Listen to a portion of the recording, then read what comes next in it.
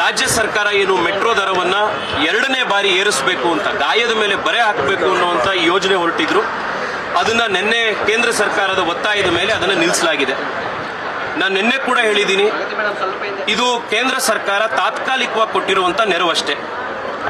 Metro ದರ ಪದೇ ಪದೇ ಏರ್ತಾ ಇರುವಂಥದ್ದು ರಾಜ್ಯ ಸರ್ಕಾರ ಇಷ್ಟು ವರ್ಷಗಳು ಹಿಂದೆ ಎಲ್ಲ ಸರ್ಕಾರಗಳು ಕೊಟ್ಟಂತೆ ಬಜೆಟ್ನಲ್ಲಿ ಶ್ಯಾಡೋ ಕ್ಯಾಶ್ ಸಪೋರ್ಟ್ ಏನು ಬಜೆಟ್ನಲ್ಲಿ ಮೆಟ್ರೋ ಕೊಡ್ತಾ ಇದ್ರು, ಅದನ್ನ ಈ ಸರ್ಕಾರ ನಾವು ದಿವಾಳಿ ಎದ್ದೋಗಿದ್ದೀವಿ, ನಾವು ಖಾಲಿ ಟ್ರಂಕ್ ಆಗಿದ್ದೀವಿ, ನಮ್ಮ ಹತ್ರ ದುಡ್ಡಿಲ್ಲ, ಆ ಕಾರಣಕ್ಕೆ ನಮಗೆ ಕೊಡಕ್ ಆಗೋದಿಲ್ಲ, ಆ ಕಾರಣಕ್ಕೋಸ್ಕರ ದರ ಜಾಸ್ತಿ ಆಗಿದೆ.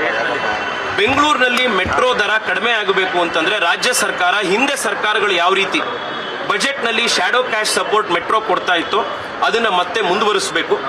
ಮಾನ್ಯ ಮುಖ್ಯಮಂತ್ರಿಗಳು ರಾಜ್ಯ ಸರ್ಕಾರ ಫೇರ್ ಫಿಕ್ಸೇಷನ್ ಕಮಿಟಿ ಎದುರುಗಡೆ ನಮ್ಮ ಹತ್ರ ಆರ್ಥಿಕ ಸ್ಥಿತಿ ಇವತ್ತು ಬಹಳ ಕಷ್ಟದಲ್ಲಿದ್ದೀವಿ, ಬರ್ತಾ ಇರೋ ಬಜೆಟ್ ಸೆಷನ್ನಲ್ಲಿ ಮುಖ್ಯಮಂತ್ರಿಗಳು ಶ್ವೇತಪತ್ರ ಹೊರಡಿಸಬೇಕು.